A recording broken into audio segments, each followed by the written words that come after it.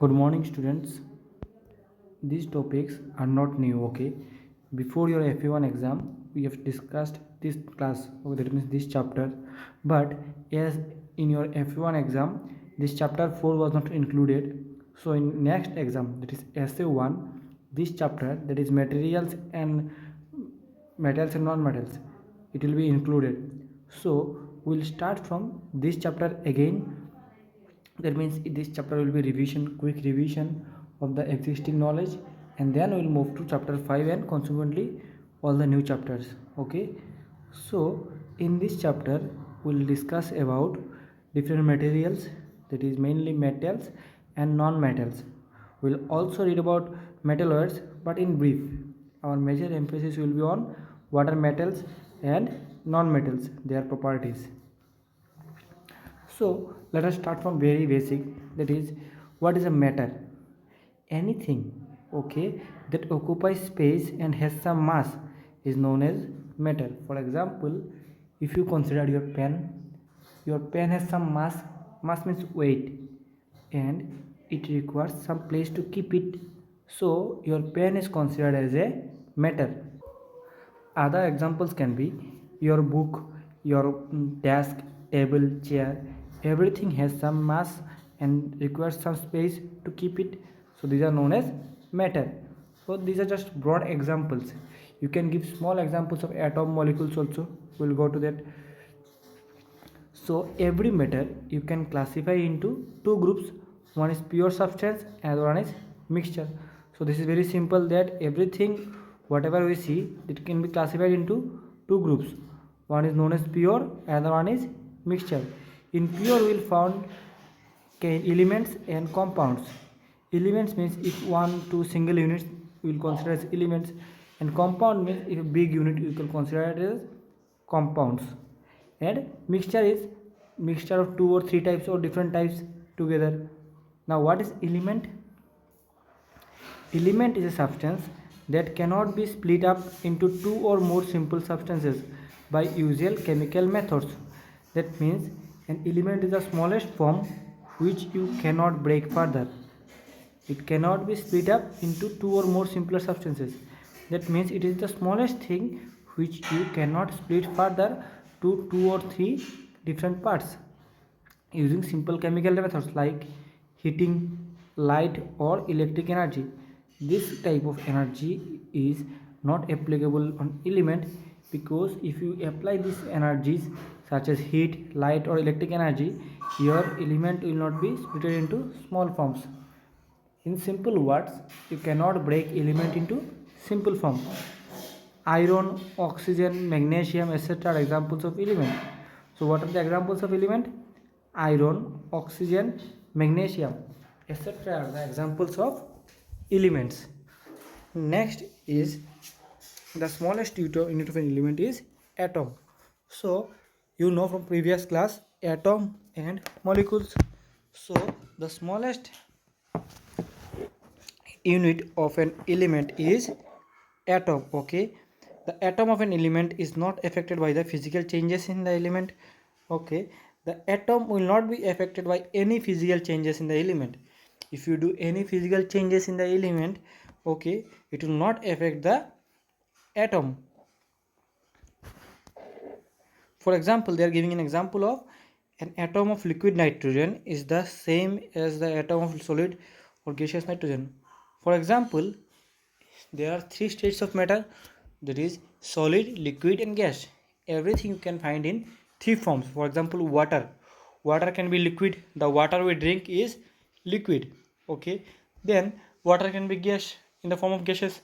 Okay. For example, while you boil water, okay, while you boil water, some water vapor evaporates. So these are in the form of gas. And water can also be in the form of solid. For example, ice cream. Ice creams are made of what? Water, and this water you find in the form of solid. So every matter has three state: liquid, gas, and solid. But what they are saying, that atom is not affected by the state. For example, atom of water, either it present in gaseous form or in solid form or in liquid form, all are same. Similar in case of nitrogen also. An atom of liquid nitrogen is the same as that of solid or gaseous nitrogen. That means atom of a liquid nitrogen is similar to that of gaseous and liquid and solid. That means along with the change of the state, physical state, the atom property will not change. This part what we discussed now is a bit complex one, okay? So revise this part again and again so that you can memorize, or else you will forget it.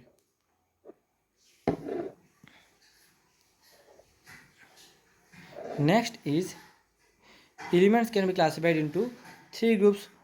Every element can be classified into three groups: metals, non-metals, and metalloids. How we are classifying this? For classification we need certain properties. So what property will consider here?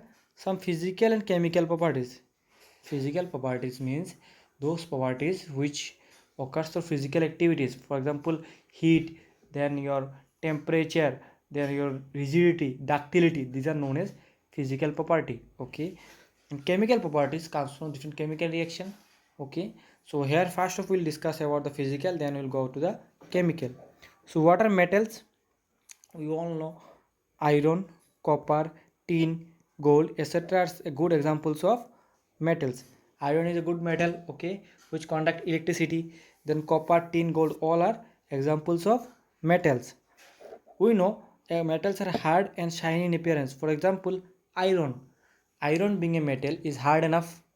Iron, gold, tin, then aluminium, these all are hard and they are shiny in appearance.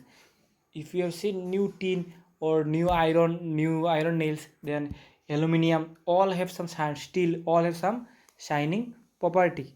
So we can say that all metals are hard and shiny in appearance.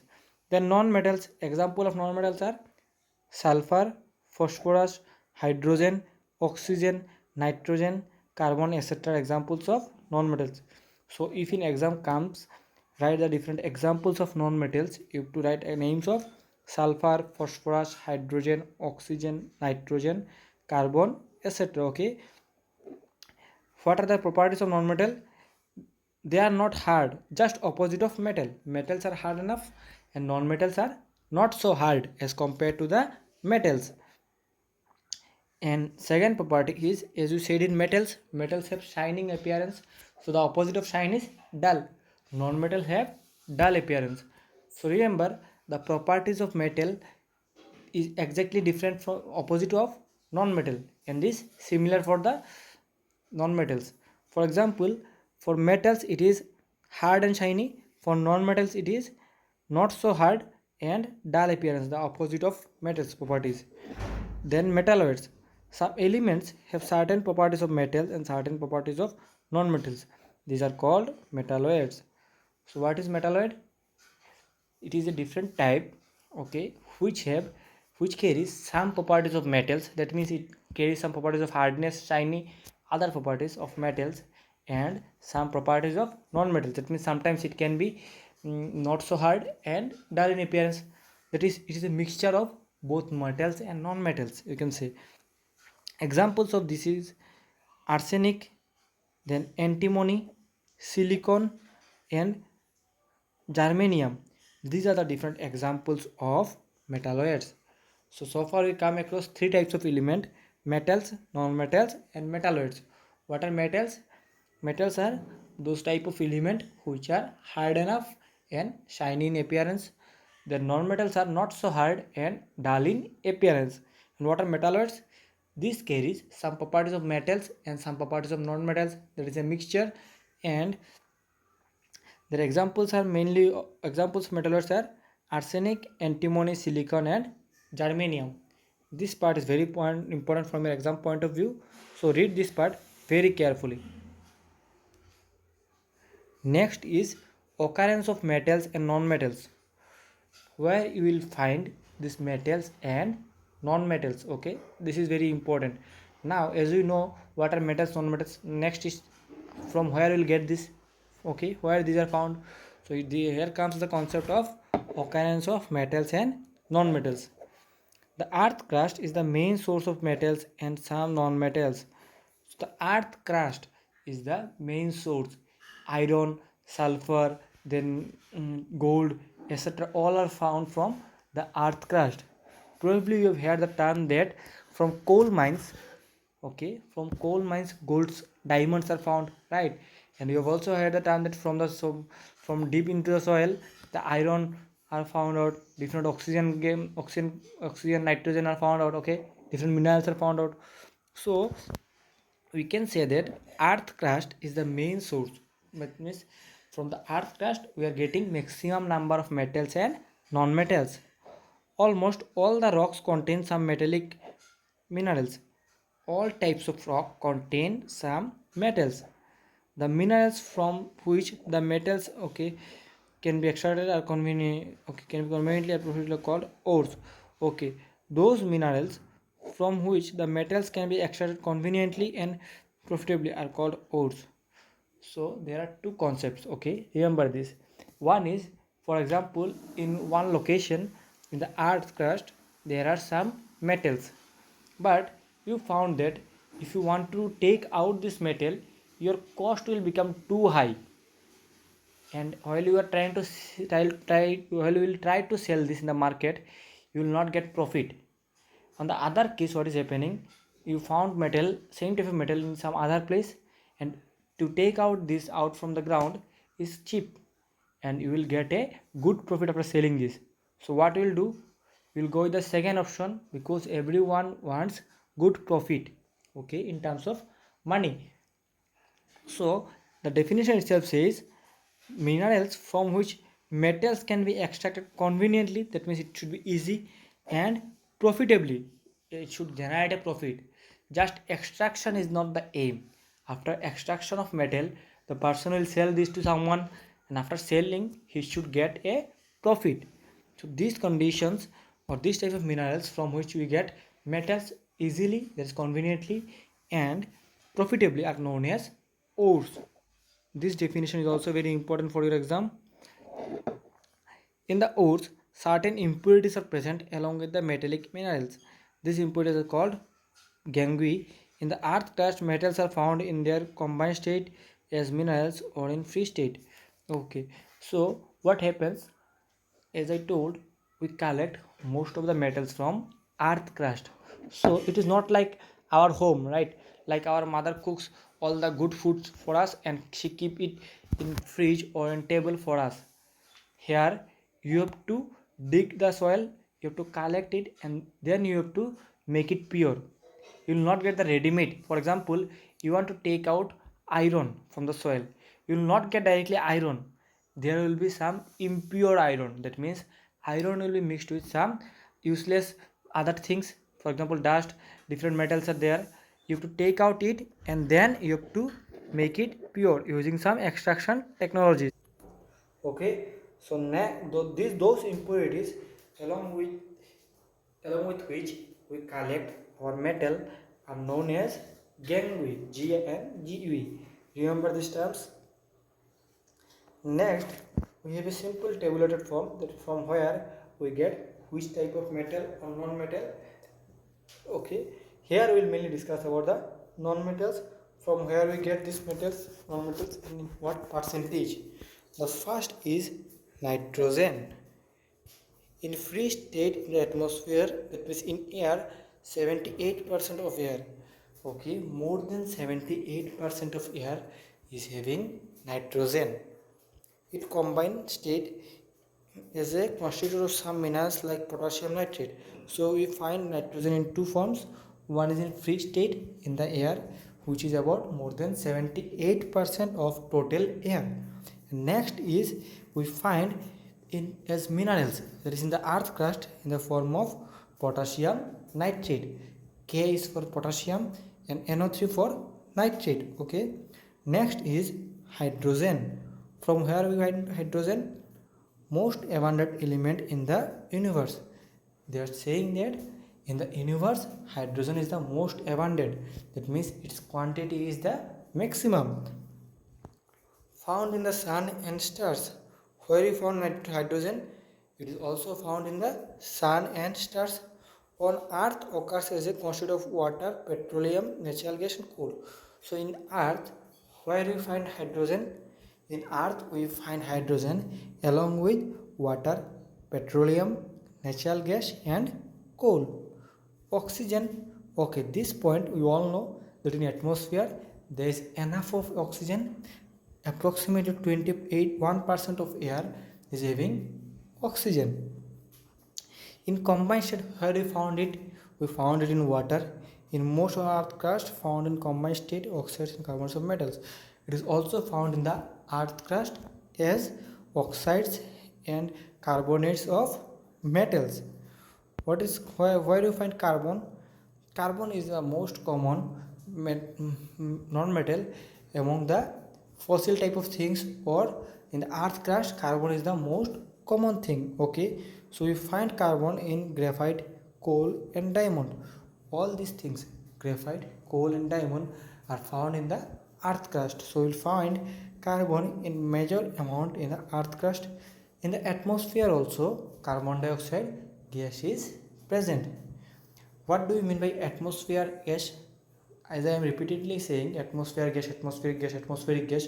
What does it mean? In the atmosphere there are some gas which some of which we use and some of which are used by some other organisms. For example, when we breathe, okay, we take oxygen gas, right? And when we breathe out, okay, we leave carbon dioxide gas. So these gases are present where? In the atmosphere surrounding us, these gases are present. So oxygen is also present in the atmosphere. Percentage is 21%, and carbon dioxide is also present in huge number. Then nitrogen gas is also present in the atmosphere. Okay, the percentage of nitrogen gas is 78%. Sulfur also occurs in free state in the earth crust, and in combined state is found in the other forms such as sulfates and sulfides. These are the different forms of sulfur, chemical forms. I know at this point of time these terms such as potassium nitrate, then sulfide, sulfates, then your sodium carbonate, this carbonate, oxides, these are a bit complex to you. But later in this chapter, while we will discuss the chemical reactions, this point will become more clear to you. So at this point, don't get confused with this term. Later on this chapter, we will discuss each and every this term during the different chemical reaction in detail. Then we will come to know about these points more clearly. Next, the occurrence of metal depends on nature of metals and their reactivities. Okay. For example, iron, copper, etc. found in combined state, and gold, platinum, etc. found in free state. A few metals like sodium, potassium, calcium are also found in seawater. So, which type of metal will be found depend upon their reactivities. Okay, on the nature of, okay, depends upon the nature of the matter and their reactivities. For example, iron, copper, etc. will maximum time you will find in combined state. You will never find iron alone. Iron will be combined with some other metals or non-metals, you will then find it. But there are some other, okay, elements, metals or non-metals, which you will find in free state. For example, gold, then your platinum, these will find in free state.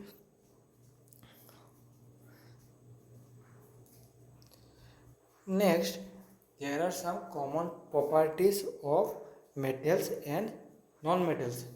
So these properties will start in the next class. Up to today we have discussed about what are different properties, not properties, what are different elements. These are mainly metals, non-metals and metalloids. Then we have discussed about occurrence, where these are found. This occurrence part is very important. So today you read about occurrence, and from next class we will discuss about physical properties of metals and non-metals.